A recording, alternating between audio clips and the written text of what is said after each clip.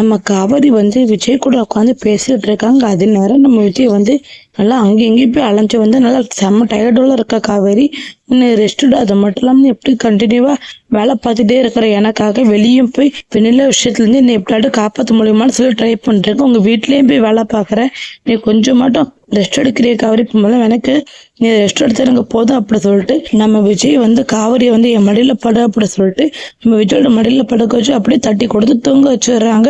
காவேரியும் அப்படியே விஜய் மடியில படுத்து அப்படியே தூங்கிடுறாங்க. அப்போ திடீர்னு நம்ம சாரதா, கங்கா, பாட்டி எல்லாருமே வீட்டுக்குள்ள நம்ம காவேரியை பார்த்து இதான் நீ வெளியே போய் வேலை பார்க்குற லட்சணமா, அது மட்டும் இல்லாம என்கிட்ட இதுக்காக தான் போய் சொல்லி இங்க என்ன இதுக்கப்புறம் நீ ஒரு நிமிஷம் வீட்டுல இருக்கக்கூடாது அப்படி சொல்லிட்டு நம்ம சாரதா செம்ம கோவத்துல நம்ம காவேரி விஜய் கிட்ட இருந்து பிரிச்சு அங்கிருந்து அடிச்சு துரத்துறாங்க. அது மட்டும் காணாதுன்னு சொல்லிட்டு விஜயை பார்த்து இதுக்கப்புறம் என் பொண்ணு பக்கமே தலை வச்சு படுக்க கூடாது, இங்க பதி பொண்ணாலும் என் பொண்ணு ஏன்ட்ட போய் சொல்லி இங்க வர அளவுக்கு ஆகி போயிட்டா, இதுக்கப்புறம் உன்னையெல்லாம் நான் சேரே விட மாட்டேன் அப்படின்னு செம்ம கோவத்தை ஒழுங்கு முறை நட காவேரி, இதுக்கப்புறம் உனக்கு அந்த பையனுக்கு எந்த ஒரு சம்மந்தம் கிடையாது, வா என்னோட வீட்டுக்கு வா அப்படி சொல்லிட்டு நம்ம காவேரி தரன்னு அடிச்சு இழுத்துட்டு போறாங்க. நம்ம சாரதா நம்ம கங்கா பாட்டி எவ்வளவு சொல்லி கொஞ்சம் கூட கேட்க மாட்டாங்க. நான் காவேரி கண்கலங்கிக்கிட்டு நல்லா வர முடியாதுமா அப்படி சொல்லிட்டு இருக்காங்க. ஆனா சாரதா உனக்கு நான் முக்கியமா அவன் முக்கியமாட்டி சொல்லி அப்படி கேட்டுடுறாங்க.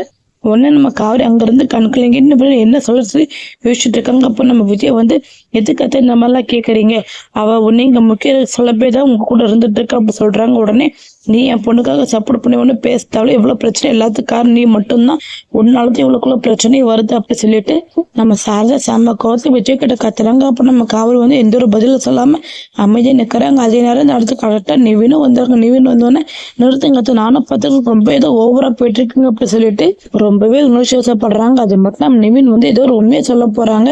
இதை கேட்டோன்னு நம்ம சாரதா செம்ம ஷாக்காக அப்ப நிவின் என்ன சொல்ல போறாங்க, அது மட்டும் இல்லாம சாரதா அதை கேட்டு எப்படி ரியாக்ட் பண்ண போறாங்க எல்லாமே பொறுத்து நம்ம வரப்போற வீடியோல பார்த்து தெரிஞ்சுக்கலாம். தேங்க்யூ ஃபார் வாட்சிங். யாரெல்லாம் கூட சீக்கிரம் விஜய் காவேரி ஒன்று சேர நினைக்கிறீங்க எல்லாருமே வீடியோக்கு லைக் பண்ணிடுங்க.